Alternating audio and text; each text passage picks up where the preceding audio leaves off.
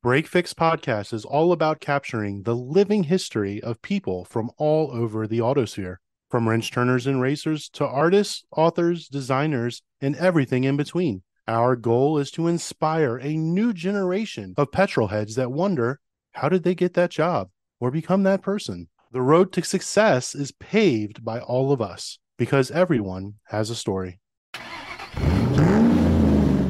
Everyone always says that the number one mod for any driver is seat time. Do you reach a point where seat time alone isn't enough? Coaches can only get you so far. So what is an aspiring driver supposed to do? That's where software, machine learning, and data-driven intelligence in the form of digital driving coaches come into play. Apex Pro was born out of the desire to simplify and improve the way data is displayed and communicated to the driver, helping folks improve and achieve better lap times.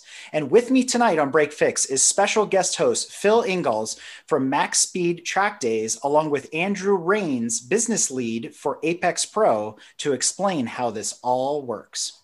So welcome to the show, Andrew. Hey, thanks for having me. It's a flattering intro. I appreciate it. So let's talk about the origin of Apex. Where did this idea come from? How did it all come about? What inspired you to develop this digital driving coach? You hit the nail on the head with your intro, really, and it's born out of the whole obsession with trying to simplify and solve a problem in a simpler way. So when I got involved in motorsports, data was kind of like an intimidating subject. And I'm sure it is for some as well. You know, if you're listening to this, you might be that person. And until I really was exposed to somebody that could really walk me through how to properly use a professional grade data system, I didn't really appreciate how powerful it was. On a really simple level, I want to share that experience with people and provide them with a simpler way to gain insight into their performance and to provide them with a tool that they can really take and grow with and mature with as they go through the sport. And then also obviously incorporate elements of technology that help solve the problem in a simplified way, which doesn't mean less powerful. It just means more user friendly. That's kind of the inspiration. This is my personal driving and racing experience with data systems and trying to become a better driver. And then meeting my business partner, who's our technical lead, Austin Gurley. He developed the concept of Apex Pro, the machine learning that operates the lights on the display that calculate all sorts of interesting things. And he kind of approached me with this concept, this like broad idea. I think we can do something that's simpler and different. Ever since then, it's just been a constant pursuit of trying to do that better every day. So how long have you guys been working on the product and evolving it? The first time I touched a prototype of the product would have been in 2013, but we didn't bring it to market until 2016. So there was kind of a gestation period of figuring out what this thing is and where it fits into the market and really just figuring out the technical back end. You know, me sticking some sensors in the race car and sending it back to Austin after the weekend. About 3 years of that. And then we finally kind of put the pieces together and ended up developing an app to control the hardware that we designed. And then we kind of happened into a really fortuitous place where we realized that smartphones are now capable enough to operate as a very key element of your data system. They don't have good enough sensors to record the data themselves, but they can display it really well. Those two things kind of coming together, like affordable, really good sensors and powerful supercomputers in your pocket, are what made our business possible. So like any good IT company, it's two guys in their basement or in their garage, no budget, and a desire to change the world. So that sounds like the Apex Pro story. Yeah, absolutely. Did some of this come out of you when you went to Auburn University and he was part of their drift team, correct? Formula SAE team, yeah. Formula SAE. That's kind of where you started you seeking your data so that you could be better at that. Yeah, you can actually see the picture, audio only listeners. I apologize. There's a picture of a race car behind me. It's a Formula SAE car. So I went to, like Phil said, Auburn University, which listeners in the South will be familiar with. Anybody that watches college football might recognize it. But they have a huge engineering school. And I was a business student, but I happened upon this race car one day at an autocross that had Auburn logos on it. And I'm like, hold on a second. I'm about to go to Auburn. Like, I need to look into this. And so I realized that there was this university funded organization that builds a race car. Like Phil said, I was actually club racing at the time. My dad and I had bought a vintage race car, and I was kind of stringing that together, doing one or two events a year maybe. And then I got into Formula SAE, and that really lit the flame, kind of fueled the passion behind it, because now every day I'm with 10 or 20 like-minded people that are just trying to figure out how to design and build a race car. And even though I didn't go to school for the technical aspects of it, I learned a ton about building a car from a blank sheet. And a big part of that is data. And we ended up probably spending $20,000 on ECUs and Motec sensors and damper pots and wheel speed sensors. And, we had everything on the car, sensors for everything. And we knew all about the health of the motor and everything, but we weren't using it for driving. We were just using it to make sure the car wasn't falling apart. Nothing against Motec. I use Motec sometimes when I coach. It's a great product for some, but it requires a lot of technical experience, and it's not really designed to deliver information to the driver that's actionable. It's more of a tool that you use to expose deeper things to solve a lot of different problems. That's a big part of it. Yeah, you're definitely right. So you actually hit on something that's really important here is most people in, let's call it road racing. So we're going to qualify that as HPDE, club racing, time trials, anything that falls into, circuit racing that we're all accustomed to. They have their loyalties to competitors out in the market. Some of the more prominent ones in the HPDE world, because it's cheap, Harry's lap timer. For those of us that are trialers, we're used to using AIMs and AIM solos and AIM dashboards, et cetera. And then we have some newcomers in the market, right? Last year, Garmin announced that they came out with their own driving tool. So how does Apex Pro stack up against some of these names that we've become familiar with over the years? That's a great question. It's kind of a marriage between what you look at from the entry-level app type products, the Harrys or the Track Addicts, but kind of more on the hardware side, it's more similar to AIM, where the sensors are obviously much higher end. They're very sensitive to how you mount them. It has to be calibrated properly. Not that that should intimidate you. It's all easy to do, but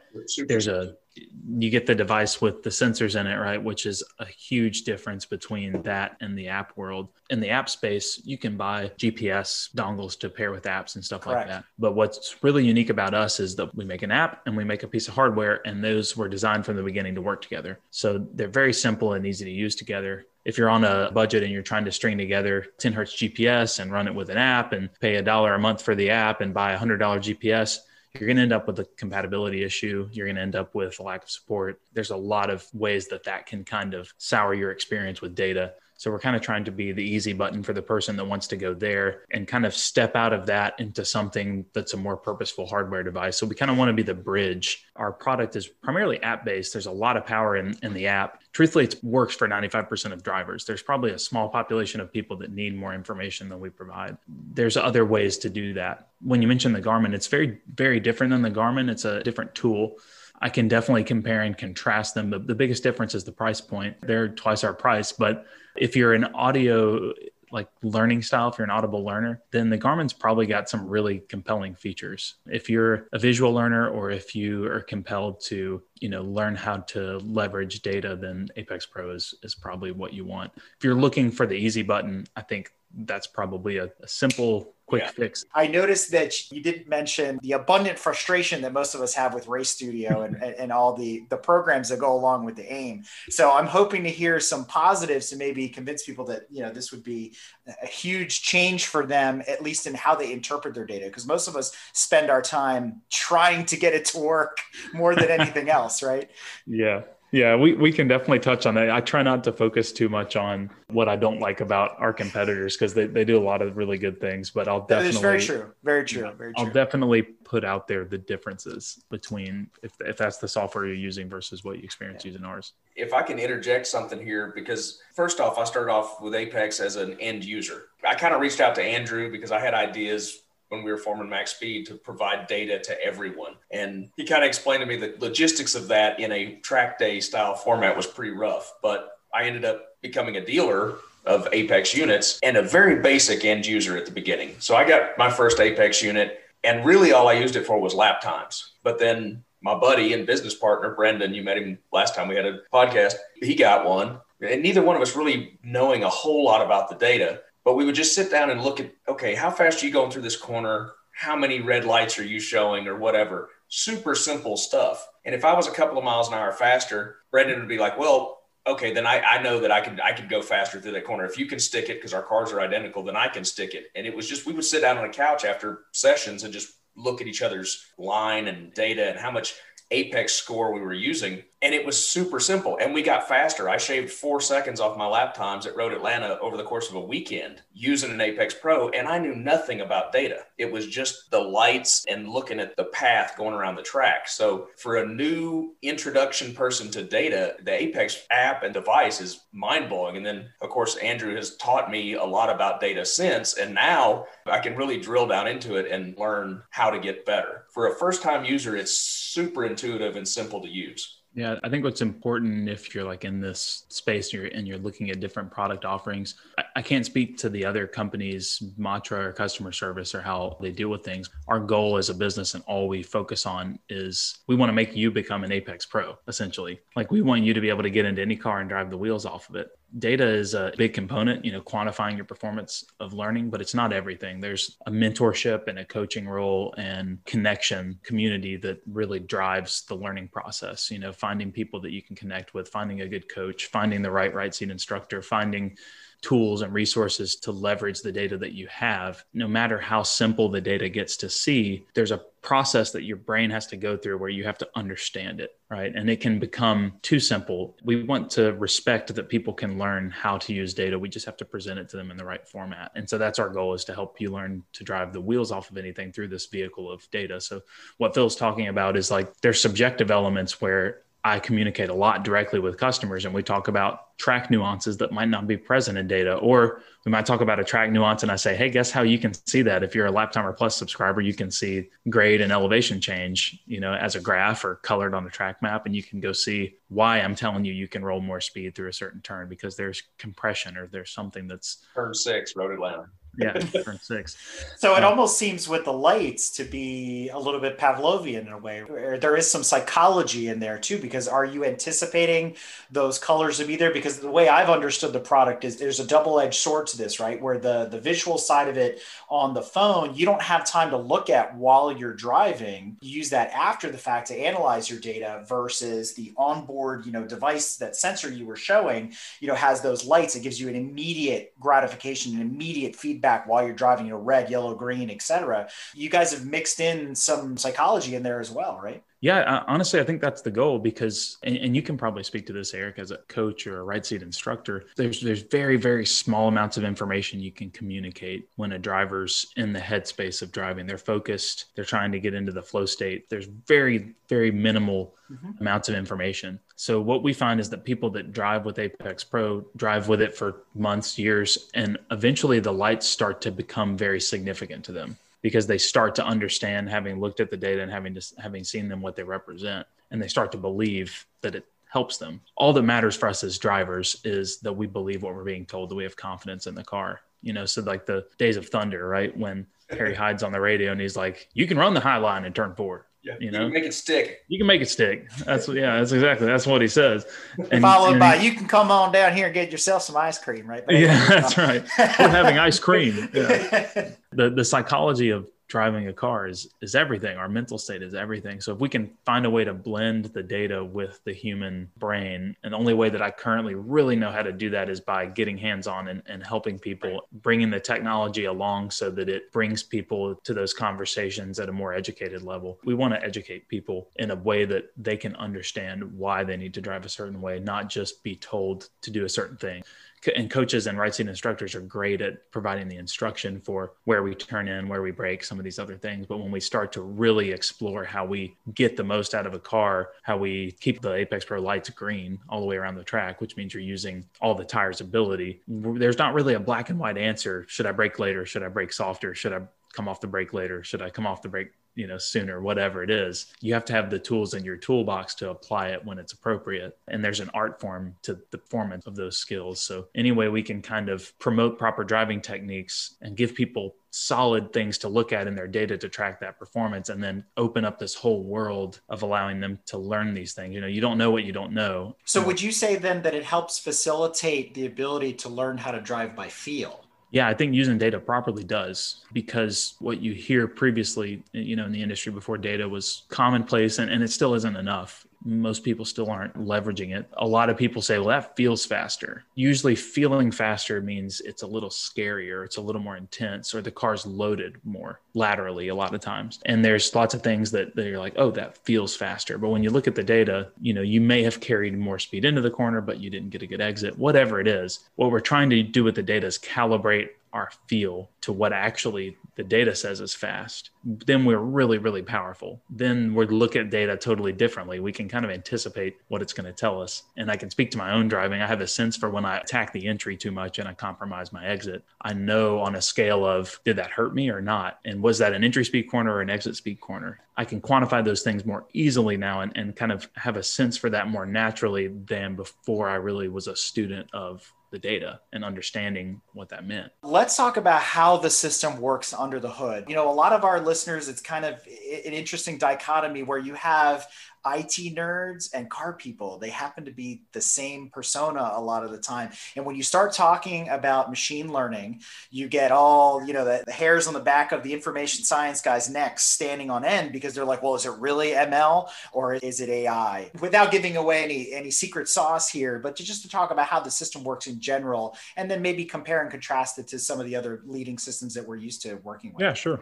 So I've spent a lot of time explaining this and talking about the back end. So I'll start by kind of prefacing what Apex Pro is and what it displays to you and how powerful that information is. And then I'll kind of talk about fundamentally why it works, because that's not a technical thing, but it's a truth that we all know. And that's the reason why it fundamentally just works. And you need to know that before you know anything about it. So on the Apex display, while you're driving, you see red and green lights. And the red lights indicate the limit of the car's potential, or the limit of the car driver combination's potential. It's not ultimately what that car could do with Michael Schumacher behind the wheel. It's what that car can do today with you driving it. And the green lights represent your performance. So the raw sensor reading. So it's all based on kind of a friction circle, right? Like we're taught early on with the string theory. And if we graph, lateral and longitudinal G, you end up with a shape as you drive around the track that looks kind of like an ellipse, kind of like a pear-shaped thing that represents lateral and longitudinal load. So what Apex Pro is doing is it's taking that, but it's measuring accelerations in 9 axes with a 9-axis IMU. For the more technically inclined, that's a 9-axis IMU is like 3-axis accelerometers. One of them's a gyro. You've got a lot of different sensor readings that you're taking in on accelerations.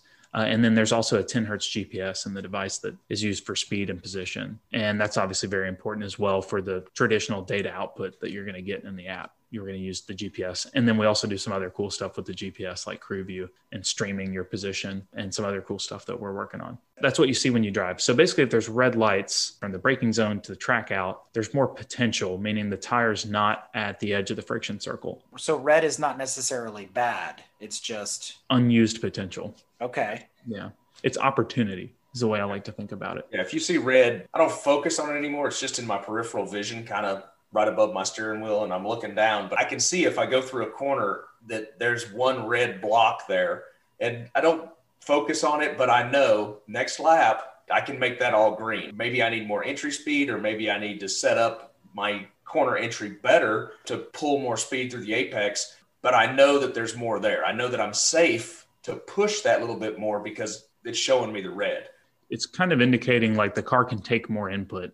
Yep. And that input could be steering, pedals, something that's going to get the car closer to the edge of the friction circle, speed. It just depends. That's part of the learning process. Yeah. We touched on that. With the 9-axis IMU, you can measure obviously accelerations in lateral and longitudinal. So your kind of traditional axes, you obviously have a gyro for your slip or yaw axis. And then you can also measure all these other axes of acceleration, right? So Apex actually can model cambered corners. The data filtering that's happening from the IMU when it's intaking sensor readings, it's actually saying like, are we flat? Like how we calibrated, when we press the calibrate button, or is the car tilted? Or is it going uphill? Have we been traveling and accelerating, uphill or whatever, or downhill? It's measuring all of those things. So it's filtering out to where it knows the grade or the camber. And that's very important because that affects the limit of grip, right? You have slightly more grip when you're going uphill, depending on the steepness of the grade. You have slightly less grip than a flat surface when you're driving downhill. Same with on camber and off camber, right? The reason NASCAR tracks are banked are because gravity is now pushing the car into the ground, right? You have kind of more contact patch, you have more static mechanical grip. That's important to know. But the fundamental thing that I think everybody that's either speculative about Apex Pro or not convinced that it can do what it does, all you really have to know is that some corners are not driven optimally. Like some drivers just, all of us actually, I'm sorry, some is the wrong word. We all drive one corner better than another. We all go faster someplace on the track. We're all more confident in a certain corner than another. And it could be the fast, wide open corner where we can see all the way through the exit. And our first lap out, we're already tearing through there. Or it might be the slow speed corner because we come from autocross and we can just trail the brake off into that corner. The car rotates, we get some oversteer on the exit, and it's not a big deal. That fundamental truth is how Apex, quote unquote, learns the limit. That's what it uses as your baseline performance. It's taking that performance that it sees there. You're pulling a certain number of Gs at a certain speed with a certain banking in the track, a certain grade of the surface. And then it knows all those things. It knows the grade, the bank, all that. So the next time you go through a corner that has a different grade or banking or radius or speed, it can say, well, back here we were doing this many Gs at this speed with all these other variables. Here, this is slightly different, but these things are the same. So we can logically say if you're pulling, let's say, negative 0.9 longitudinal G going up a hill and on a flat surface in a flat braking zone, you were pulling -1, then it can say, okay, well, there's reasonably more potential for the tire to grip here. Yeah. So with that being said, there's some other variables there that maybe people are kind of thinking about right now as we're talking about this, scratching their heads going, well, what about the different tire compounds? What if I start the morning on a low grade R comp and by the end of the day, I switch to slicks? Or my tires have to come up to temperature before they're sticky, or they've superheated and now they're no longer grippy. Like we see that all the time. There's so many variables when it comes to tires. How do you consistently pivot off of that as your data point? I mean, that's really it. There's so many variables when it comes to tires and the theoretical potential of a tire to grip a surface. The surface changes throughout the day, right? With cloud cover, temperatures are going to affect, we all know good weather is cloud cover, relatively cool temperatures, right? That's when you're going to go the fastest. So Apex doesn't know any of that stuff. That's not even a consideration. All it's looking at is the accelerations, the raw data from the sensor. So it's really showing you in real time, like, did you have more potential right then? Carry more speed through that corner to accelerate harder in that particular instance. So it doesn't know if your tires are up to temperature or not. All it knows is that you're accelerating at this much in this corner. And in this corner over here, you're not doing that, not necessarily the same exact performance, but a modified version of that same performance that it thinks is reasonable in those conditions. So basically the answer is it doesn't take any of that into consideration. And that's part of how it works as well. A part of how it represents something that's accurate in all of those conditions. And the only time that it's something that I would recommend that people change is when you go from a dry track to a wet track very quickly, because it learns your peak grip, peak traction, your peak edge of the friction circle. Have to recalibrate. Right. The display won't be as helpful, like unlearning all of that. Like, okay, you were decelerating in -1G and now you're decelerating -0.6, right? Because it's wet. But the other way around works exceptionally well. And I hear this a lot from drivers, and I've had this like epiphany myself, but on a wet to drying track, it's kind of unfair because you'll be feeding into the power and you're at slower speed because it's wet. It's a little easier to be able to get the visual feedback, and you can just tell so easily. And it's like a truth meter, right? You're like going to the power and you're like, I don't know if I can go to the floor. And you'll see all these red lights starting to populate, and then you just feed the power to the floor. I've had that experience so many times where it's just like given me more confidence sooner in drying conditions to start pushing the car's limits. If you're a skeptic of the product, that's a hard situation to replicate. But if you can get on a wet track or a drying track with one, it'll open your eyes. Change your world, really. Yeah. And I don't know that it's skepticism so much as, like, to use your word, a recalibration of what we're used to. AIM does it a certain way. Harry's does it a very linear way, et cetera. So this is a different way of thinking. So it takes a minute to kind of wrap your head around how it works. I think some of the other questions that may come into people's minds as they're thinking this through right now, as you're explaining it, might be, I guess it really doesn't take into account the line either. So you could be a habitual early apexer and it doesn't matter because the machine learning is learning how you drive and then setting those optimal limits based on what you're doing. So I guess there's a negative to this in that if you don't drive a great line, whatever that means, because that's a truly ambiguous term, honestly. Yeah. it's really only scoring you. But what happens, say, you get that classic situation, and then my buddy got in my car and he beat my lap time by 3 seconds in my own car. Then what? Andrew will tell you about the easy button when you're teaching people data. Let Andrew drive your car. Yeah. Well, that's a really powerful tool, because when you turn the Apex Pro off, it erases that calibration. It doesn't store the memory of that performance, right? And there's a lot of reasons for that, mostly conditions changing and the grip potential always being different, different times of day. But if you leave it on, so if I go, drive a super fast lap and then Phil hops in, those red lights are going to be more prevalent and they're going to more easily expose those types of things. And you can get a sense for things that are line related. So like if I were to strictly look at the Apex lights, I could kind of tell if you're an early Apexer or a late Apexer, or if that's kind of habitual. It's kind of helping you. If you're running a consistent line, it's going to be most helpful. And that's kind of where us as like early stage instructors, that's what we're trying to get our students to do, is drive consistently in the same place on the track. Obviously learn how to do things in other places on the track, break offline, overtake in different situations, have different sight pictures.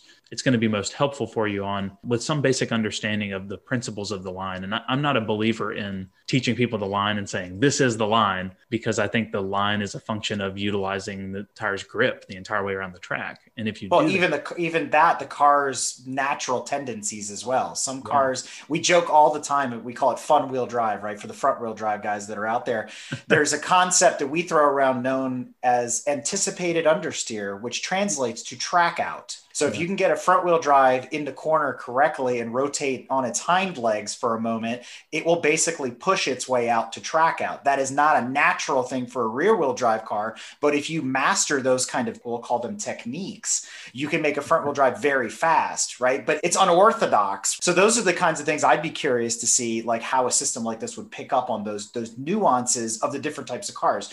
There's a certain way to drive a Miata fast, but it's not necessarily the way you drive a Corvette fast. So I often argue, like you, that the line is this mythical thing. It's the baseline at which we all learn how to get around the track safely, but to go fast is an entirely different thing. Yeah, I couldn't agree with that more. It's you drive the car, not the track. You take advantage of the track. You take advantage of what the track gives you. Your goal is to drive the car at its limit, and by consequence of that, drive the tire at its limit, which is dictated by physics. And 4 contact patches are 4 contact patches, right? There's ways that you have to manipulate, and I've got a lot of front wheel drive racing experience. So you know what I'm talking about, then. I love front wheel drive cars. Yeah, I have a lot of conversations with guys that are diehard rear wheel drive cars about, that can't wrap their head around, why would I ever want to drive a front wheel drive car? And it's a totally different approach, but it feels very different, right? It feels so different driving a front wheel drive car to a Miata, to a Corvette. But what the tire is experiencing to drive an optimal lap is very similar. You're trying to get it into a similar place, right? You're trying to rotate, like the rear tires are maybe sliding slightly more than the front entering a corner, so that the car rotates more naturally without steering input and less scrub, so that you can, direct the car to the exit and go to power sooner. And that's exacerbated in a front wheel drive car because you have these natural tendencies towards understeer from the time you get on the power, right? But those types of things are why, like, kind of that fundamental, like we're using physics. I tell people this all the time. And I think maybe Ross Bentley said it, or Peter Krause, or somebody that's my senior in this coaching, industry and business, that the only laws that apply to driving are the laws of physics. There are no rules. There are suggestions. There are best practices. There are things that we do to safely get the car on the track. But when it comes to laws, it's the laws of physics. And that's why Apex Pro can work the same way in a downforce dependent car as it can in a front wheel drive shit box. Yeah, right? yeah, exactly. And that's an endearing term. It's plastered on the side of all of our front wheel drive cars. It's okay. Yeah. Shit box edition. It's all good. But that being said, again, going back to this kind of reimagining of the data, a lot of people are hyper focused on, I think, 2 big things: the lap time and the data that's coming from the car. And you see it all the time. I mean, there's countless YouTube videos.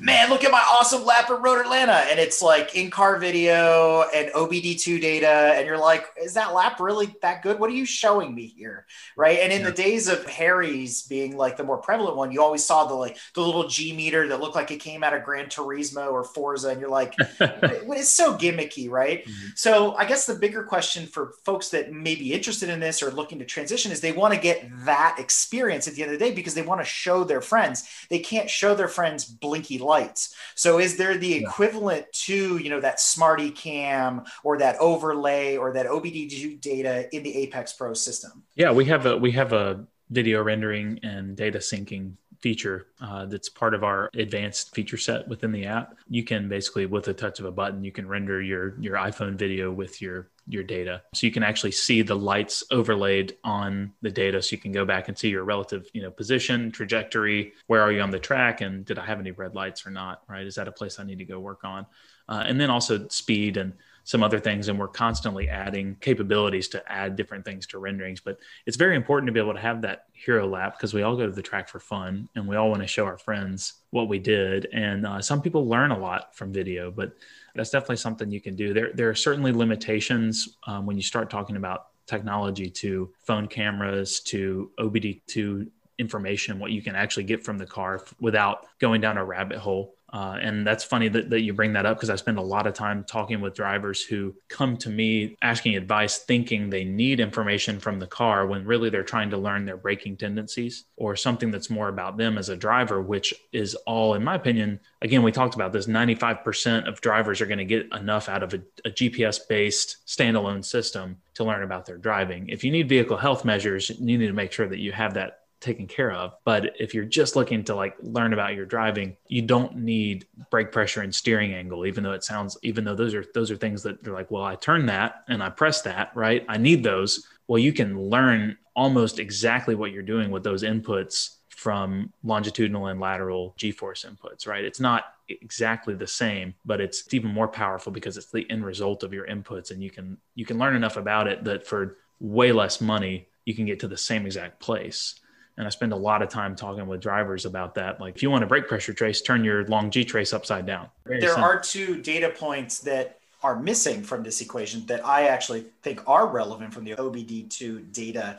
And that's throttle position and RPM. Those cannot be derived, but those to me would be the only two data points that are valuable in that whole, compilation of information you're getting. To your point, brake pressure, you can calculate that. You can figure that out. Steering angle, who cares? But those other 2 points, they're so very finite. You can get the exit speed of a corner, but at what RPM, what gear, how much throttle was I at when I achieved that perfect exit speed? Was I at full throttle or did I back off a little bit and I was at half throttle? Or the other thing that it won't pick up is lift throttle oversteer. If you drive with your pedal, you cannot sense that on any sort of GPS or gyro or anything because you're feathering, you're working, you're making the car do things. And I think that you almost would get a false positive in that way. Yeah, there's, the reason I mentioned brake pressure and steering is because no car communicates those over OBD2. It's on the CAN bus of modern cars. If you have a relatively new car, you can get that information by buying a device that can access the CAN bus. And it gets really confusing because the OBD2 port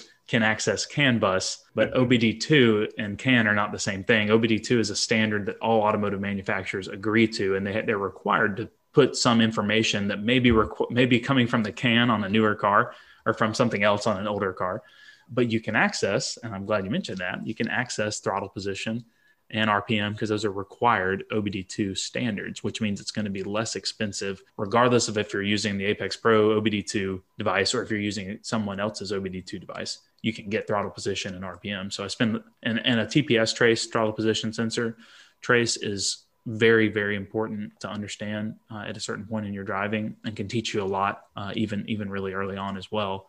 And then also with OBD2, you get something called pedal position, which usually TPS is measuring the throttle position sensor, so the throttle body in most cars, which will be like if you have a modern car with stability control or traction control, the TPS trace will be influenced by those if the throttle body is used for traction control. On most cars it is. Pedal position is the measurement of the throttle pedal. So you can actually more linearly see what your foot is doing. So on Apex Pro, you can use our OBD2 device that's a Bluetooth OBD2 that tethers in to the app, just like our standalone GPS and accelerometer hardware unit. And you can get all that information. Because the question that you mentioned, Eric, what gear am I in, is a really important one. And that's not always super easy information to access because it's kind of hard to remember that, especially when you're learning a new track, or maybe you're in a car that's new to you, or you've changed gear ratios. That's vital information to know and to compare I can't tell you how often I remember doing this even before I was involved with Apex Pro. I was traveling and doing some crew work for some pro teams. And then I got into professional racing myself. And I remember how often I saw the drivers when I was on the crew, and then myself with my team and engineers and stuff asking, like, is this faster in third or fourth? I don't know. And it's not super easy to know. You can see in a speed trace where you upshift, right? So you can get a sense that I go to fourth there, but you can't always see that, right? Or if you're in a PDK Porsche or a DSG BMW, you're not going to see those shifts in the speed trace. So being able to tell gear position is pretty important when you're looking at that type, particularly a corner that's got like a 70 mile per hour minimum speed. In most cars, that's third or fourth gear. Exactly. Yeah. So you make some really good points there. And TPS is really cool too, once you get into it, because you can see part of our learning curve, we overslow the entry of the corner pretty substantially. And we all have the tendency to go back to throttle before we can actually be at wide open throttle to drive the car out of the corner. So we have to lift off the throttle again. You can see that in long G, you can see that in the speed trace, but you'll see it obviously in the TPS, right? It'll go flat line to the top, doop, drop. And the other thing is, if you really want to geek out, you can calculate the latency between the throttle position sensor at the pedal and the throttle position sensor at the throttle body to figure out if your lifting is actually doing anything. Because some cars have a baked in delay there where lifting your foot actually isn't doing anything and the motor is still at whatever position it was at. Especially modern turbo cars. Yeah, exactly. So not to nerd out on all that, but let's nerd out on something else again, which you brought up, kind of alluded to, going back to that, ML versus AI. You said the system resets itself every time you go back out, so you recalibrate. So one of the guiding principles of ML is that it has been feeded and seeded data, and that it continues to evolve over time. So if it doesn't retain the data, now it's this goldfish kind of circling the castle. So is it really starting anew every time, or is it an AI that is now recalculating on the fly what you're doing based on that particular session? Yeah, by that definition, it's AI, because it starts from a baseline of like the software that's embedded in the circuit board basically has kind of a baseline fundamental understanding of like what we talked about, physics. Yeah. And that was calculated. That was the original testing that we did to kind of get the logic was in my Pirelli World Challenge Honda Accord, and Robbie Foley ran one in an MX-5 and the MX-5 Cup. And then we had a couple of downforce cars that we used. We got kind of a wide range, a couple of high horsepower cars. I drove an LS swapped early 944 for a while. That it was a friend of mine's car that if you went to full throttle too soon out of the corner, it would just shoot the axle out the side of the car. It was ridiculous. Early 944s don't hold up super well to V8 swaps. So get a turbo if you're going to do it. Turbo. Yeah, 525 horsepower and a 2,700 pound 944 is really nuts. But yeah, so that's kind of like where it doesn't start from nothing. It starts from an understanding of the basic physics and driving dynamics. But yeah, by the definition, if you turn it off, right, then it's an AI software algorithm. So let's talk a little bit more about the Apex Pro. And this is, obviously where we'll probably start to differentiate it from some of the other systems that are out there. So, I'm very intimate with, the AIM. I've been using it for years. Probably like a lot of our listeners that are tuning into this episode right now, a lot of us have gone through the, the training and certification classes and stuff like that. One of their big things is they push how many satellites are being used to get this exacting information to this, minutia of how many blades of grass you just blew over as you went through a corner. And they emphasize how important that is, where you are on the track at any given point. Were you an inch off of the apex? Like, they can give you that level of fidelity in the data. So, their minimum is like 8 satellites in order to triangulate on you when, your typical in-car satellite only uses 3, stuff like that. So I guess the question is, because you are using a GPS receiver, let's start with that. How many GPS points is the Apex using in order to create that level of granularity? Yeah, you need more than 5 to really even get to a usable, track position in our opinion. 7 or 8, the baseline number of GPS satellites. I've learned a lot about GPS going through all this, but some of the natural limitations of GPS is it's controlled by, depending on where you are, it's controlled by the Department of Defense in the US. Maybe Phil can tell us more about that, but they only allow you to get so accurate for national security reasons. Used to be 3 meters, now it's 1. Yeah, 1 meter, which is in racing terms, as far as like how far am I off the apex, 1 meter might as well be. It's a barn. It could be a mile. Yeah. You could drive a Miata through there, right? Like that's too much. But that is very important, and that's a big differentiator between us and who we view as the primary, not necessarily competition, but where we're looking to bring customers into the Apex Pro world is folks who are using their phone as a data logging device. That's where you're going to see the biggest difference between using like a phone with an app and then buying something like an Apex Pro or a 10 hertz GPS unit to get a better position. You're going to see a much more accurate position on the track.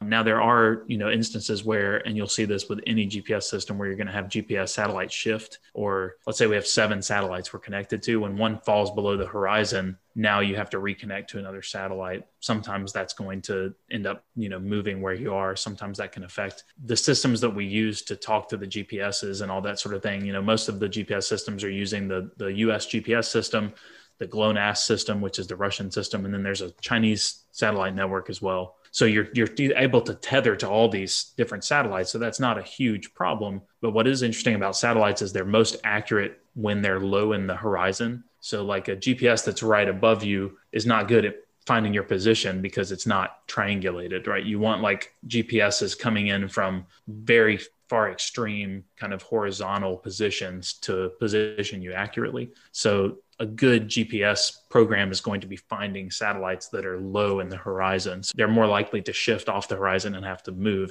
by that definition. I'm working on an Apex Pro online course that has some detailed information about GPS that I think is really fascinating. And for anybody that's more than just trivially interested in GPS, I think it's important, if you're using these systems, anything that's a GPS powered system, to kind of understand the limitations, the capabilities, the natural tendencies of the technology. I don't know if I actually answered your original question.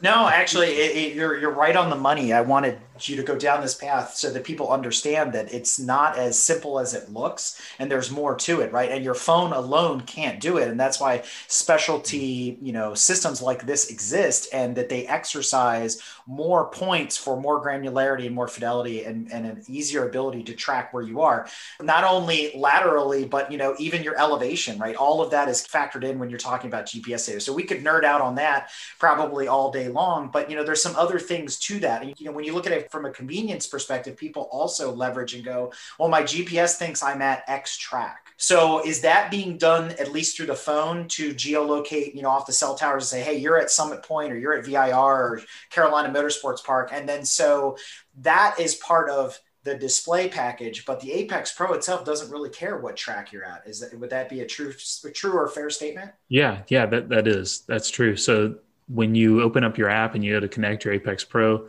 and you've just driven from somewhere out of state to Road Atlanta or Thompson or Watkins Glen, it's going to use the phone GPS to say, hey, are you at this track, right? And provide different configurations if the track has them. And then you select them so that you have the proper track selected. Now you're good to go. Obviously, it's when you hit start, the next time you cross start finish, it'll start tripping laps automatically, right? It's nice and succinct.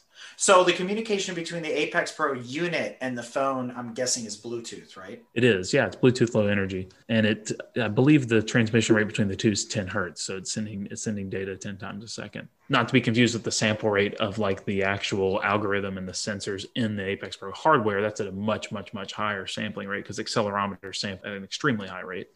A good GPS system, or necessary for motorsports, is 10 hertz, in my opinion.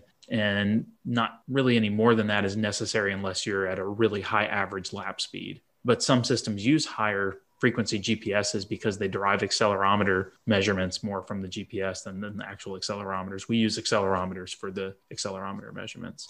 So does that mean that the Apex then is caching data and then basically forklifting it over to the phone, or is it a near real-time stream from the device to the phone, and the phone is a bit of a flight recorder, and then post-processing occurs after you've completed your session? Yeah, so it's actually sending that data over kind of in batches. Like when you trip a lap is when it's sending the bulk of the communication of like the recorded information.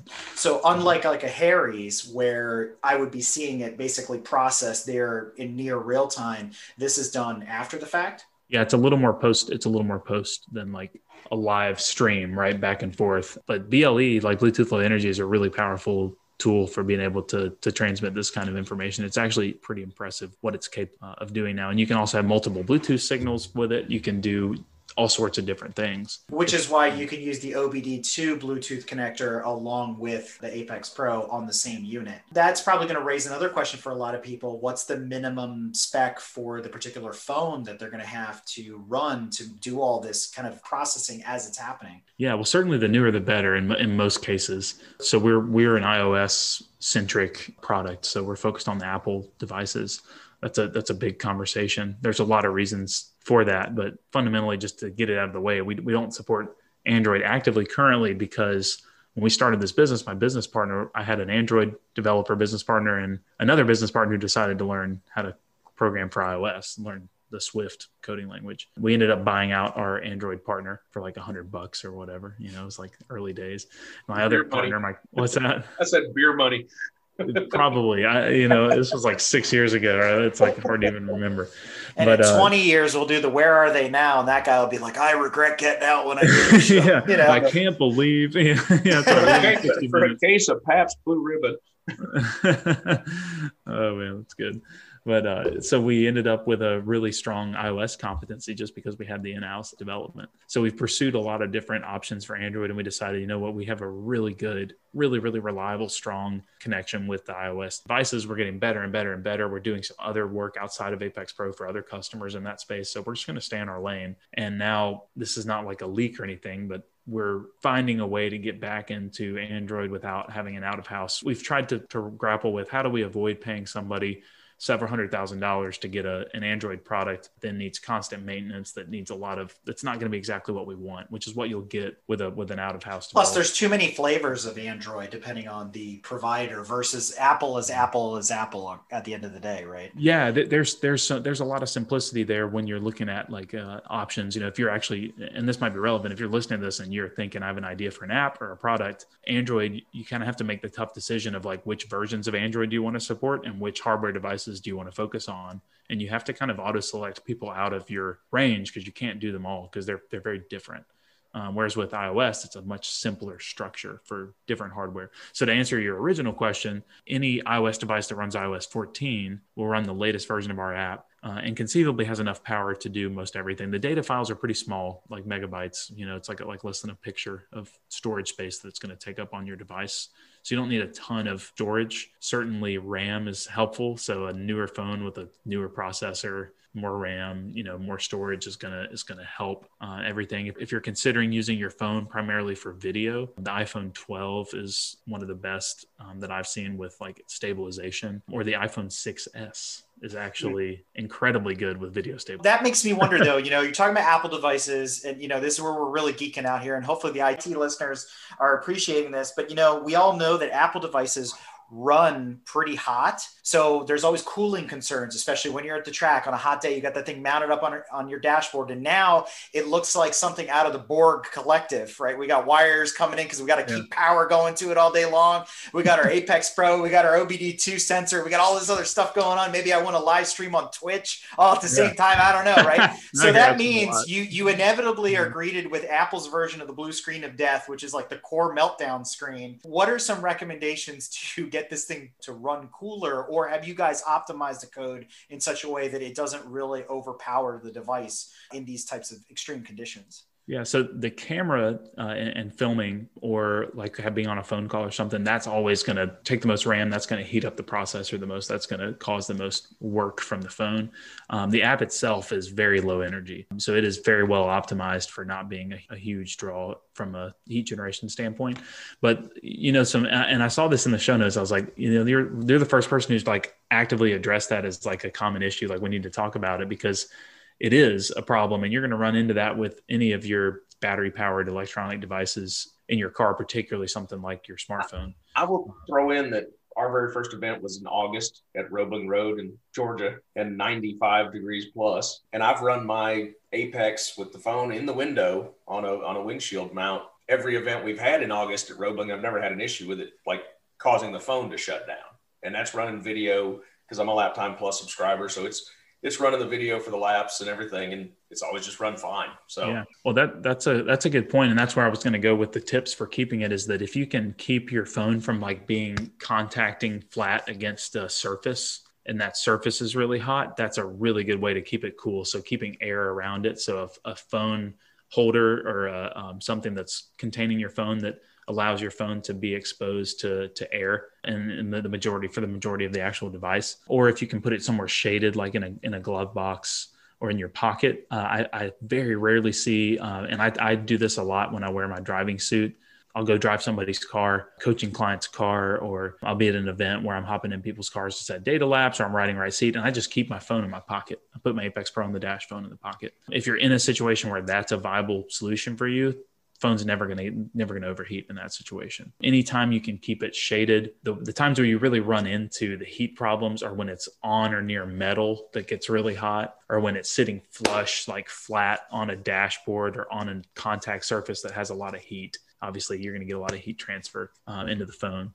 So those are my best tips. Buy a good phone mount, and that'll help you a lot. Does the Apex Pro have a dependency on the phone, or are they mutually exclusive from each other? Meaning it will give you the feedback you're looking for, whether your phone is present, you forgot it in the paddock, it's turned off, the battery died, etc. Are you still going to get the same experience, or does the phone have to be there? The phone does not have to be there for the real-time information on the device. You can actually just turn the device on and never tether it with your phone. It's going to go through the same exact learning process, kind of adaptive play process.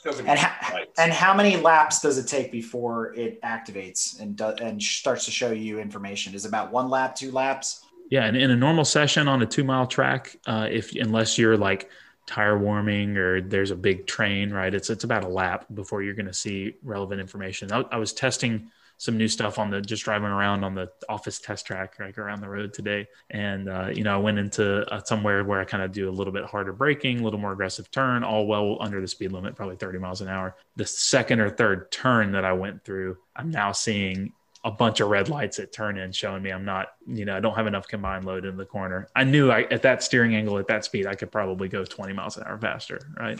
So can it determine start finish, or is that relative to information on the phone? That's relative to information on the phone. It's not gonna determine the start finish without the phone. Because I'm sure people are curious. How does it know when you've reached the exact same corner again, so that it can compare the data from the previous time to tell you those red and green lights? So it knows when you cross start finish, right? And it knows your distance from start finish, but it's not actually using like the specific position on the track. It's kind of building a more holistic model. Okay. But if the phone isn't present, then what happens? If the phone isn't present, then all it doesn't have is like the data to trip that, but it's not dependent on like, oh, you went through turn 1 last time doing this. It's just seeing the similar conditions and comparing against other places. Measuring time over distance, right? It's where you cross reference points. Or where it sees a repetition. Yeah, I gotcha. Okay, cool. No, because that could be a little confusing, when you're talking about decoupling the phone and the unit and things like that. So I just wanted to clarify that. Yeah. No, makes sense. That's a good question. Which was going to lead into my next question, which is all of the software is on the phone. There's nothing for me on my PC or my laptop or anything like that to be able to download the data and then work with it there. It's all driven either by tablet or phone. Right. Yeah. It's all iOS based. So iPad, iPhone, and you're touching on like my wish list, because I spend a lot of time on my computer, and I would love to be able to use my mouse for more dexterity with data. But there are some third-party options currently, like the Track Attack software that's fairly commonly used, and it's kind of a data bridge. So you can take data from different systems and put it into Track Attack, and it does a pretty good job of combining it and letting it be comparable. There's always going to be some differences because they're all using different sensors and they were mounted differently, and there's not a lot of uniformity there, but that's a really good software. And you can take a CSV export from the Apex Pro. So every Apex Pro session can be sent or shared as a Apex session, which is like our iOS file that's proprietary to the Apex, the way that we save the data. Or you can send it as a CSV file, which you can do a number of things. Whatever you can do with a spreadsheet or a CSV file, you can do with that. So you can use it in like race render for your video overlays, so you can get more accurate like G-force and speed data, or you can use it in Track Attack, which is pretty popular, but that's certainly on the long-term horizon. But what's interesting for those of you who may not know about Apple's like development, they're trying to marry to some extent, and Eric, you might know more about this than I do, but basically iPad OS is kind of migrating to be more interchangeable with Mac OS, so that you could take an iPad app and put it on a Mac and have the functionality between the different ways that computer use a mouse and you click, and on an iPad you're using your finger.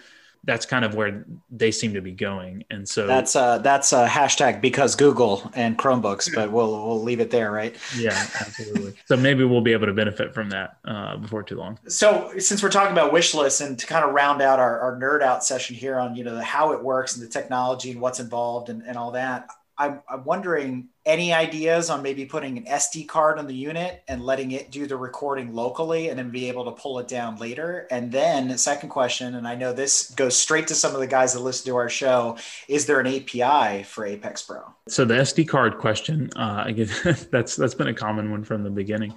Unfortunately, the logistics mostly of the situation make it difficult because we're app based. So like a micro SD would be the easiest thing to package into the unit. But to get a micro SD into like a SD card reader, or just something that you can actually get into your phone, like your lightning plug on an iPhone, to get the data into the app is a little bit of a challenge, right? Well, couldn't you then Bluetooth the device and then download from it, or create a local Wi-Fi, almost like a GoPro? I mean, what I was thinking was with an SD card on there, then the ML can go back and reference data points that it has from previous times. Now, granted, you'd have to give it some reference information that this data is summit point versus VIR. Let's not go down that rabbit hole, but I think it would be really cool if it did have onboard memory. You could do a lot more with it, from that respect. But just kind of switching to the API, right? I know a lot of guys would like to dive into this, and how do I access? What can I do? Is that an available option? We really don't have an open API, and that's just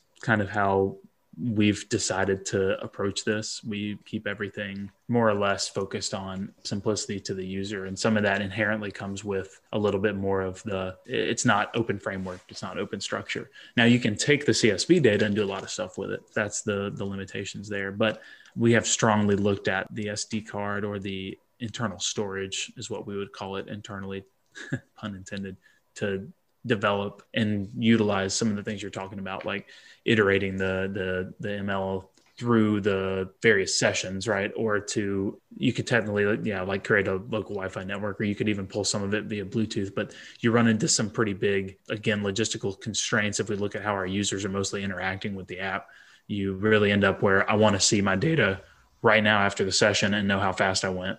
Yeah. And that's a barrier, because you would have to kind of commit to the internal storage. We've been down that rabbit hole, I guess, is a good way to put it. Yeah. It's an interesting question, but there's the cool thing about those types of questions, though, are that we really make one product right now. We make one hardware device, and our ultimate goal is to be a long-term player in the motorsports data world. And that's a world where there's a lot of niches within our motorsports niche that we need to cater to. And there's elements of it that might require an open API, or might require the internal storage element where I don't have to have my phone in the car. And that's all stuff that we want to address. Eventually, we just have to figure out who's our customer, what's our core business, how do we grow this customer base so that we're as healthy as possible as a business. And then we can go and address some of the other fine kind of areas that we've seen. Because that has been a pretty common question. No, not all of our listeners are computer scientists either. So we should probably get back to talking about cars and going fast and lap times and that kind of stuff. Yeah. So I think the next question is, as we're talking to different folks that have experience with different tools, be it like we talked about, the Harry's lap timers, the Ames, the new Garmin, all those tools that are out there, there's always a learning curve. And sometimes that's a barrier to entry, right? Some people just want the easy button, as Phil pointed out earlier, or something else. So does Apex offer classes? What's the curricula like? What's the expectation there? How long does it take? Yeah, absolutely. So we're actually working, and for those of you who are familiar with Apex Pro already, you're probably going, yeah, I've done your webinars. So we already do address that in a lot of different ways. But we are working on an online course that you can take that's probably less than an hour time commitment, all in, end to end. And it's kind of everything you need to know to be a successful Apex Pro user, what every single icon in the app does, how we present the workflow, and how it's kind of meant to work. Which obviously it's as user-friendly as possible, but there's still, all of us use software every day for work. And the only reason that we use it well is because we use it every day. And the unfortunate reality with motorsports software, the various data system software, or any other things that the teams are using and stuff like that, unless you're using it constantly, you're not getting that seat time to have that recall and that muscle memory and that familiarity.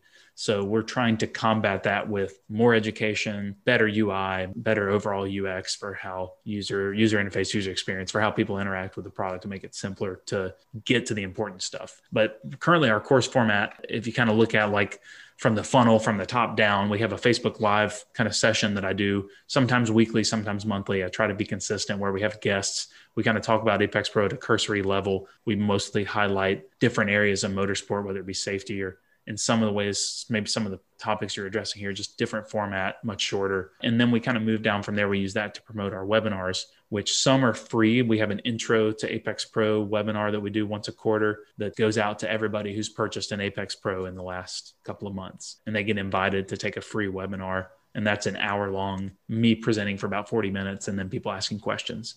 And we see a ton of excellent feedback from that because of that. Hey, I have my specific question. I want to ask it this way. And so that's been really successful. And then from there, we go a little deeper and we do paid webinars, which range from like $29 for Lifetimer Plus subscribers up to $59 if we have a guest. And we'll cover topics as simple as the speed trace. And I say simple, if you don't know what that is, it's a very foundational thing in data. And it's only simple if you know what it is or know of it. Or how to use Apex Pro, the Apex Pro lights to assess your corner entry speed, right? That was a whole webinar just on corner entry phase, Apex Pro lights, correlating the two, all the way down to racecraft or more specific driving techniques that might not even be data related, but we see a demand for that or people talking about it within our, online communities and stuff. So yeah, that's the process. We have a couple of different ways to interact with our education. And before too long, you'll start seeing a more formalized like online course that will kind of give you a certification for learning it and quiz you on different aspects so you kind of retain it. And there's some stuff in the app as well that can teach you. There's a little question mark that if you tap it, it walks you through everything that's happening in the app. Phil, you mentioned on the other episode, you do something called Data and Donuts. Do you want to talk about that a little bit?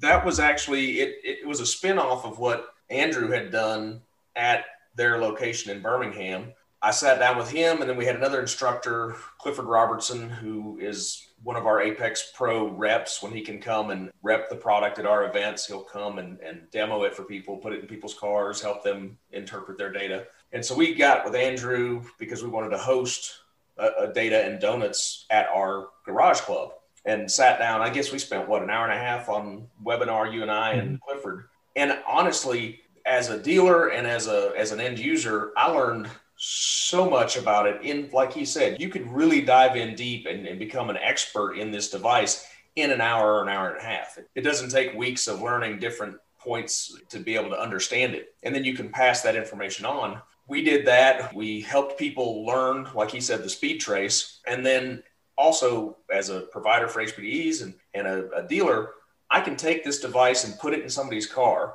hook them up on their phone, let them run one session, come back in, spend 10 minutes with them sitting down and showing them a couple things, and they disappear and play with it for half a day and they buy it because it's that user friendly. And then if they've got a buddy that has it, the social aspect of the Apex Pro is you can share your session data between other people that have the device and have the app to compare data. So you can overlay your buddy's lap over yours or vice versa. I can send data to Andrew and he can look at it and say, hey, you suck right here. So, which is pretty much what he'd say everywhere, I think.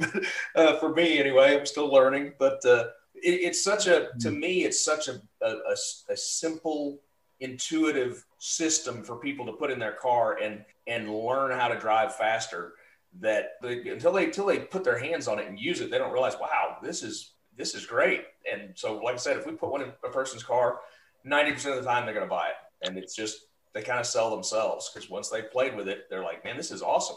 And I have got real world stories of people showing up, putting an Apex Pro, and they're familiar with the track. You put an Apex Pro in their car in the morning, by lunchtime, they're 2 seconds faster just from watching the lights or looking at a little bit of session data afterwards and realizing, oh, I'm leaving speed on the table in this corner. And it's that easy to use and to help yourself improve. So it's a great system. I was really honored when you did the Data and Donuts event. We had these winter gatherings that we started doing in the off season last year before COVID hit, obviously, and had a bunch of people in the office. I bought coffee and donuts for everybody, and we just talked about focused on our local tracks, our home tracks in our area, and had 15, 20 people, and they all shared their data, and we talked about it, what it meant. And I started to learn the power of the community aspect of data, where you hear somebody else say what they see, and then someone else sees it and they go, well, I see this, right? And you all start talking about, and then you end up in this kind of subjective conversation that's more kind of big picture. And then you kind of go back to the data and you're like, but that says that that's not necessarily right, the way we've all been doing it. And so I had a bunch of people who drive Barber Motorsports Park a lot in here that I know drive it a certain way. They turn in too late in a lot of places, right? Way too late, because they've been taught the traditional HPDE safer late turn in, to the point where they're adding more steering angle and it's probably not safer. But we debunked a lot of those myths, not by me saying, hey, you're turning in too late and you're slow, but by saying, tell me what you see. And here's a faster driver and here's a slower driver. And so that became really powerful. And so a lot of the tools that we have in the app, you can airdrop data to people. Yep. And that has really been very popular. And then our crew view feature is where you can see other users on track. So you can hop on there and see like a map view and see if someone else is driving today. And then you can also submit your records to compete against other Apex Pro users to see where your lap times stack up with other people. And that all is we've been working on that in the off season to improve it. But I just wanted to say quickly, Eric, as well, to folks who are using another system that's more detailed, a little more like a Excel spreadsheet kind of vibe, just so you know who I'm addressing. There's a lot of power there. There's an enormous amount of power there. And if you love making math channels and you get a lot of benefit out of that, that's value to you. That's very high value. If you're tiptoeing through that software and every time you get into it, you're like, oh man, I forgot how to navigate this stuff, or like, this is such a pain that I can't get laps displayed, Apex Pro is an extremely good alternative for you. You're going to get to that point and get to where the data is in front of you in an immense smaller amount of time. And then you're really going to be starting to think about the actual driving aspect. So I kind of gauge my success as like a salesman for the product and a marketer, is like, how many conversations do I have that are about driving versus tech support? And it usually skews more towards driving, right? It was more tech support early, and we're still developing stuff. And as the UI gets better, that gets smaller. But the amount of driving conversations, the amount of emails I get with just like a screenshot or a data session that says, what do you think about this? Or how did this go? I post on our Facebook group, what about this? I think that's a good indicator of that's where we want to get with data. Because like we said at the beginning, we're trying to break the barrier down to it being kind of a scary thing, and just, yeah, there's some complexity and there's some detail there, but anybody can do it. Anybody can learn it. If you can drive your car on track, that's a lot harder than learning data. And that's what we're trying to promote. Now that we've talked about education, there's still one more big question on the table, but we're going to save that until after this next one, which is many of the telemetry systems are often touted as multidiscipline. And plenty of us use our cars at the track, maybe at autocross, maybe there's some of us that do rallycross, whatever. And your product and competing products claim that they can work in a multitude of different, motorsports arenas, disciplines, etc. How does this work? Right? I get it from a track perspective, rallycross, anything that's circuit-based makes sense. But for a point-to-point, like an autocross or a time-distance rally or anything like that, how does that work? And more importantly, for our other listeners, does Apex Pro work on a motorcycle or with go-karts? Yeah, good question. Certainly the feedback element works the best on a circuit as far as giving it the most information to be the most useful for you. But if you're looking for high-quality lap times, high-resolution data, better stuff that you can, much better information than you can capture from your smartphone in a point-to-point environment, autocross, hill climb, rallycross, something like that, it does work great. Custom track feature that we have, in my opinion, is really easy to use. You basically set your start-finish points that you actually take the device with you. It uses the GPS, so it gets a more granular position from the actual device, and you carry it with you on your course walk, and you go stand by the start gate and the finish gate. You don't have to walk the whole course. Same for any other point-to-point course or a custom circuit course. You can also do it just like driving in your car. You can set the start gate, just like drive up to the start finish and tap, set start point. The data is a little I don't want to say different. In autocross, what you value from the data is slightly different than what you value from when you value on a road course. Distance is really important in autocross, like how much distance did I travel? And so there's all those tools to access in the app if you want to see things based on like how much distance did I travel on this lap versus this lap, because that a lot of times indicates, it leads to lap time in autocross. And usually towards the end of the run as well, you're going to get some utility out of the lights, particularly if you do multiple runs without turning. So the model itself, I should say that only when you power off the unit with the button on the side of the unit is what resets the model. If you hit start and stop on your session, as long as you keep the power on the unit, that display model, the underlying Apex Pro algorithm is going to keep building on itself, keep adapting. So that's going to be helpful. And karts and motorcycles, the GPS-based data works great on a motorcycle. You're not going to get the same real-time grip-related feedback on a motorcycle because the dynamics are so different. You've got 2 contact patches instead of 4. And that's a slightly different problem to solve. And then on karts, in my experience, it works great on a kart. It's just a little more violent of an environment, harder to fit your phone with you. So there are products that are more specifically designed for those areas. But if you already have an Apex Pro, you're primarily like an autocrosser or a track day or club racer, then yes, you can absolutely use them in those other environments. Yeah, and it's not advised to mount the Apex Pro to the steering wheel on a go-kart. Like we do everything on a go-kart, so not a good idea. Yeah, You're going to get false data. It's not going to help you. Yeah, the data's going to look kind of jumbly. The 900-pound gorilla, that final question about the Apex Pro, right? The thing that's now on everybody's mind. They're excited about this. They're really psyched up. They want to try it out. What's it cost? Apex Pro is $549, so $549. The app, the majority of the features are free. So what I suggest that people do, if you're in the market for this type of product, you can shop around and find some stuff that's within $100 either way. But I would definitely recommend downloading the Apex Pro app for free. There's sample data in there. You can get your friends to send you data. There's no restriction on how much data you can have from your friends on your phone. Hop on the Apex Pro users group, request, that people send you some data, reach out to us. I have data from like every track in North America that I'd be happy to share with you. apex@apextrackcoach.com, and watch our webinars. That's the best way to shop for an Apex Pro, is to get involved with the community and see how people interact with the product. Take on one of our webinars before you invest in the product itself. And then the unit's $549. And then if you want to unlock more features in the app, we have like a yearly membership. It's $100 a year that unlocks all this additional functionality. And it's constantly evolving. So we've got a whole slate of stuff coming for this track season for that. And there's also a monthly option for that as well. That's $9.99.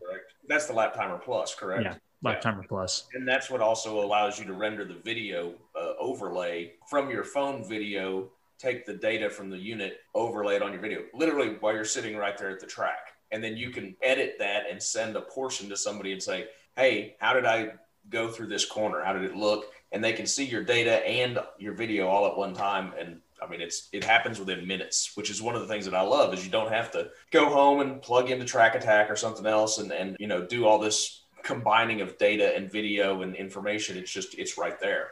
So that's one of the features. That's why I'm a Lap Time Plus subscriber. Yeah. And it unlocks additional functionality too. You get predictive lap timing on the phone screen, a whole bunch of new data channels. They try to release like a custom channel every couple of months.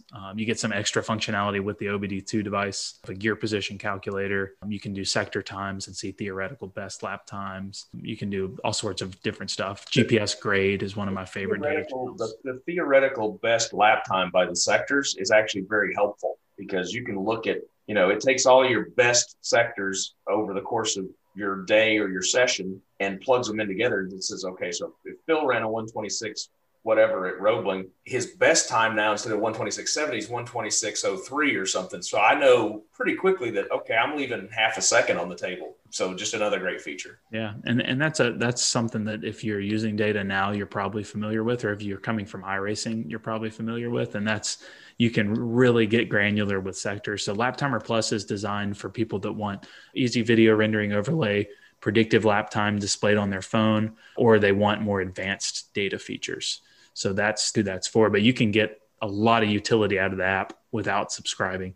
So what I advise people to do is, once you do your research, buy the hardware, use that, get to know the app, decide eventually if you want to upgrade to like an OBD2 device. We sell a phone mount to display your phone. And then what features does Lap Timer Plus hold that I think that I can leverage and use that I want, and try it out for a month and then buy the annual to get the discount, right? Because it's $20-$30 less to buy the annual. So as Phil, very eloquently pointed out at the top of our conversation, the number one mod is always seat time for any driver. It's all about experience. It's all about being on track. To your point earlier, Andrew, it's about that muscle memory, and using the software over and over again and getting acclimated to it so you don't forget things. But at the end of the day, all of these telemetry systems don't do the work for you as a driver, right? They're a guide, and we don't want to falsely get anyone's hopes up. So what kind of results should people expect to see from a tool like Apex Pro? Will they go slower at first because they have to build faith in the system, or are the results really immediate so long as they follow the given recommendations of the system? I don't want to say that if you buy this product, you will go faster, because I don't think that's the case for everybody. I think it strongly increases the likelihood that you will, whether that be just from an in-car reminder or something that you notice on the display, or from you learning in the data. What it does do, and what we try to focus on as a company, kind of like we talked about at the top, we're trying to make everyone an Apex Pro. And what that means is not that you can set the fastest lap time, because lap time is kind of a roving metric. It's not really a good indicator of proper driving performance. We want you to have proper driving technique and exhibit good driving technique across the board. And that's really what we want to do. So I think if you get plugged into the Apex Pro community and you buy an Apex Pro and you start to learn how to use the data, you can expect your driving technique to improve if you are willing to put in the work. The consequence of that is always better lap times, driving technique. And sometimes you're right. You make a point, Eric. Sometimes, and I do this when I'm coaching people personally, I say, hey, can you do this my way, right? For now, like just do it the way that I'm asking you to.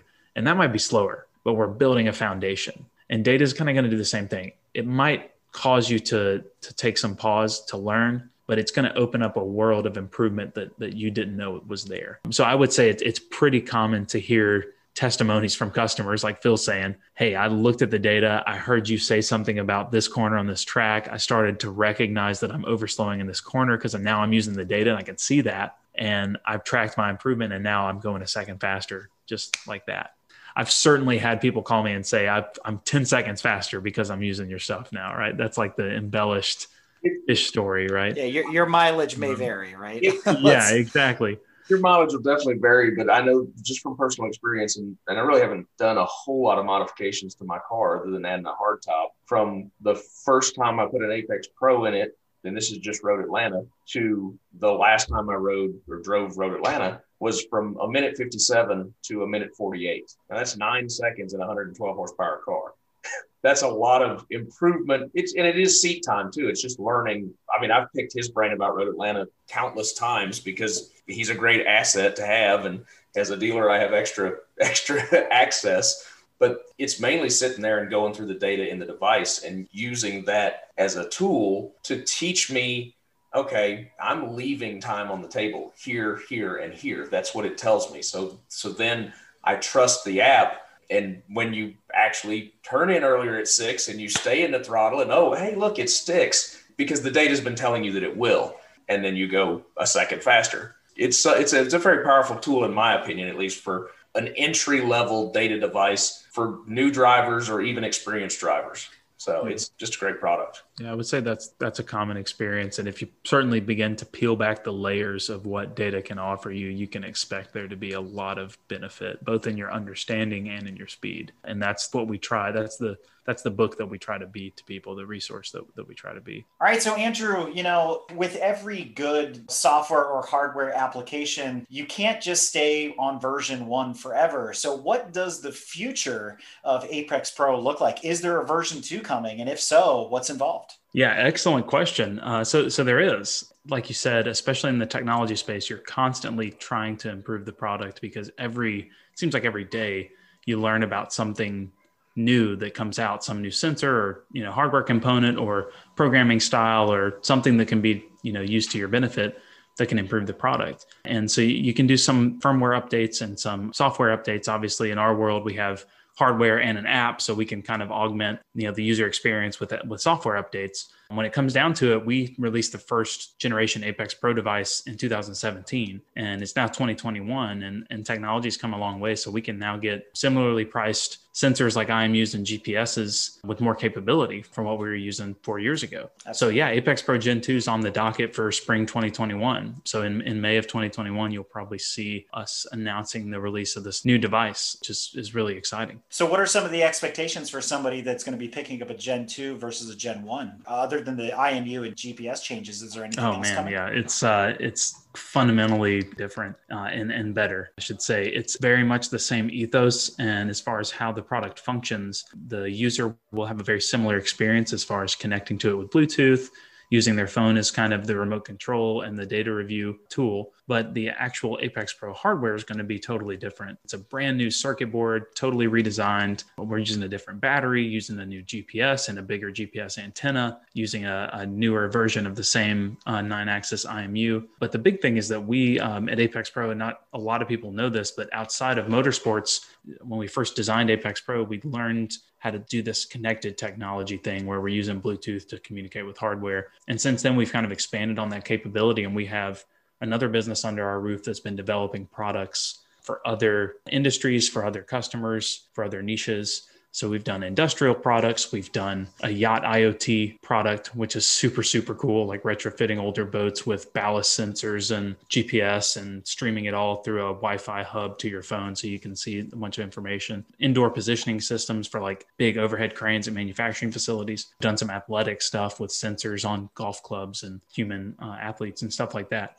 So long story short, we've developed a lot of products since we originally launched Apex Pro. So just kind of the natural evolution into the second gen Apex Pro device, we're coming at it with a lot more competency and a lot more refinement. So now I feel really confident that this device is just going to come out of the gate and be better in every way, more reliable, better battery life, better sensors, better quality data to the end user. Ultimately, we ended up improving the Apex Pro coaching model, which is what displays on the LEDs. So previously, if you're an Apex Pro user, you're familiar, the green lights are good. Red lights mean there's more potential or there's more performance available. And that's true from the braking zone to the track out point. But on the straightaways, essentially the device is expecting you to accelerate at your hardest acceleration longitudinally. And that's what the red lights are showing you. So you go down a straightaway and all these red lights start to appear even when you're at wide open throttle. But we've basically, through collection of data, and then through just some seat time in the race car, testing it and validating some changes to the model, now if you get your optimal exit out of the corner, you're at wide open throttle soon, you're going to see the same thing down the straightaways that you see in the corner, right? Even though I'm not accelerating at my peak acceleration, I'm doing the best that I can right now, given my gear ratios and my horsepower and aero drag and all that stuff. That's really exciting for me because I think it's a more intuitive product for our customers. And what does that mean for existing customers? Is the software still going to be backwards compatible? When does the Gen 1 product go, EOL or end of life? Is there going to be an Apex Pro 1 versus Apex Pro 2 app where they'll be fundamentally different? Or is there, how is that all going to work? Yeah, great question. So the app will be compatible with Apex Pro Gen 1 and Gen 2 devices. There'll be no changes there. There will be a big app update coming at the same time Gen 2 comes out to take advantage of a lot of the new features from Gen 2. But as a Gen 1 customer, if you're not upgrading, or maybe you bought one more recently, you're still going to reap the benefits of us now selling a new hardware device. So you're going to get a reimagined interface. We've just had a lot of experience watching people use the app and improving the UI UX element of our business, and really becoming better internally at understanding how to develop a UI that works. And then there's a lot of new features baked into that software, obviously, because now we have more capability coming from the Gen 2 unit. So really no changes for Gen 1 users other than you're going to have a new interface to adjust to. But our social platform, which we call CrewView, is getting enhanced dramatically. So as a new user now, you'll notice, even if you already have an account with us on our app, you're going to create a new account because we actually changed our whole backend, our whole server situation. We were using Apple's kind of embedded server, the iCloud tools that they provide you. And now we have our own server and our own network that we're managing all that on, which to the end user, why is that important? It's important because it's going to let us do more for you with the data that we get from your submitted sessions. It's going to allow us to just offer you more pointed information to be a lot better, essentially, as a business. So you're going to create a new account when you log in, and now you're going to be able to submit your data and compete with people just like we have now. You can see the top 10 fastest drivers at every track, but now it's going to be separated by tire.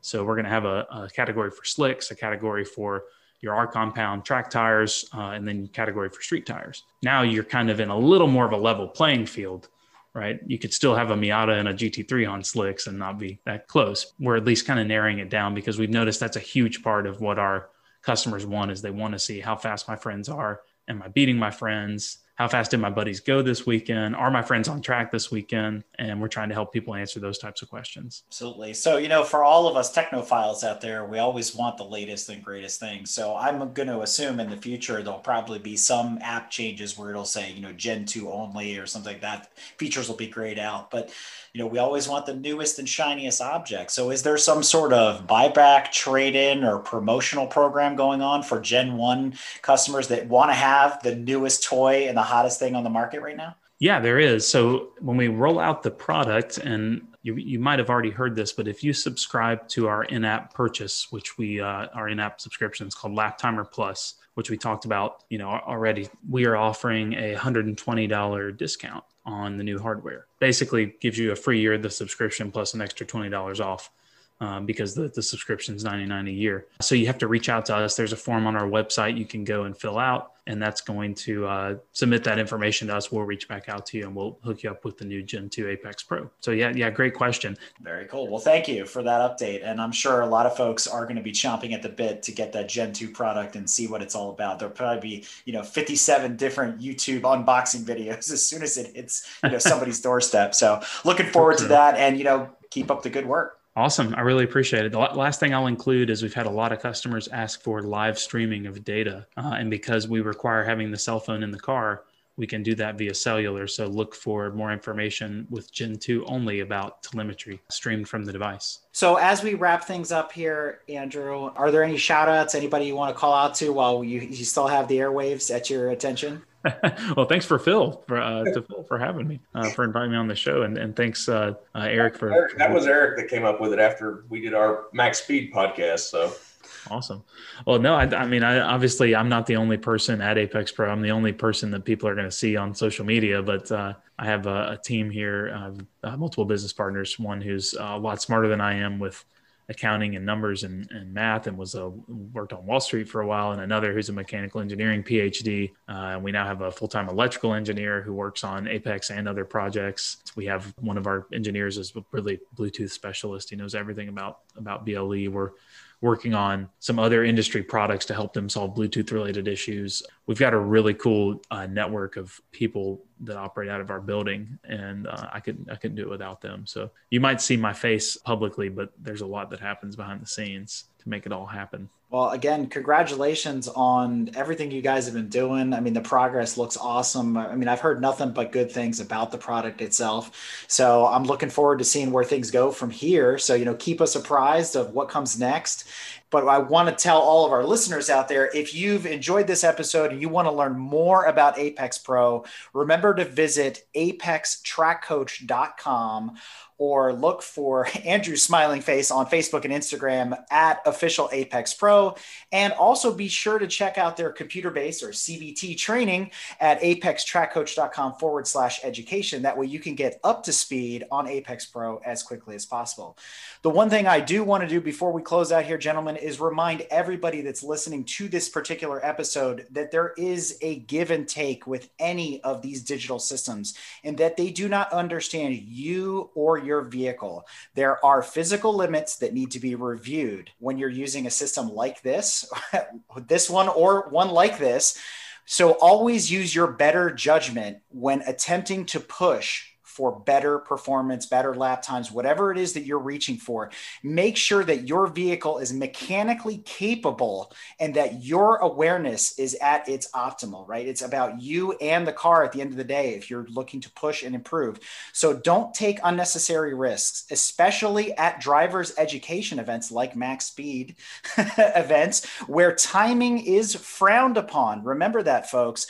Check track schedules for open days or test and tune events so that you can maximize your training experience with a tool like Apex Pro. And the last thing I'll leave everybody with is to never stop learning. This is a great tool to be able to expand your driver knowledge, your ability, your techniques, all of that. So I can't thank you guys enough. Andrew, for coming on the show. Phil, for being my guest host this week. You guys, thank you so much for coming on the show. This has been awesome. Thanks, Eric. Very well put. I appreciate it. Yeah, thank you, Eric. If you like what you've heard and want to learn more about GTM, be sure to check us out on www.gtmotorsports.org. You can also find us on Instagram at Grand Touring Motorsports. Also, if you want to get involved or have suggestions for future shows, you can call or text us at 202-630-1770 or send us an email at crewchief@gtmotorsports.org. We'd love to hear from you. Hey everybody, Crew Chief Eric here. We really hope you enjoyed this episode of Break Fix, and we wanted to remind you that GTM remains a no annual fees organization, and our goal is to continue to bring you quality episodes like this one at no charge. As a loyal listener, please consider subscribing to our Patreon for bonus and behind-the-scenes content, extra goodies, and GTM swag. For as little as $2.50 a month, you can keep our developers, writers, editors, casters, and other volunteers fed on their strict diet of Fig Newtons, gummy bears, and Monster.